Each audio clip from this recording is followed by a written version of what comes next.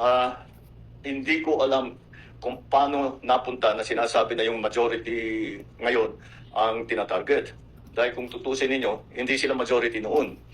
So, that does not apply. It was because of the allegations that were made and the investigations that were conducted upon learning of those allegations against kung sino man. Ang hinihingi sa amin ng tao, alamin nyo, ilabas ninyo lahat ng katotohanan. Ito ang aking ngayon ginagawa. Kung ano man ang naging alignment sa Senado, walang kinalaman yun.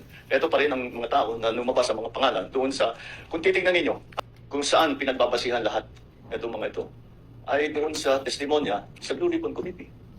Doon naman lumabas lahat ito. So, binigay ng Blue Ribbon Committee sa Ombudsman at sa DOJ ang mga findings nila. Ito ang naging resulta ngayon.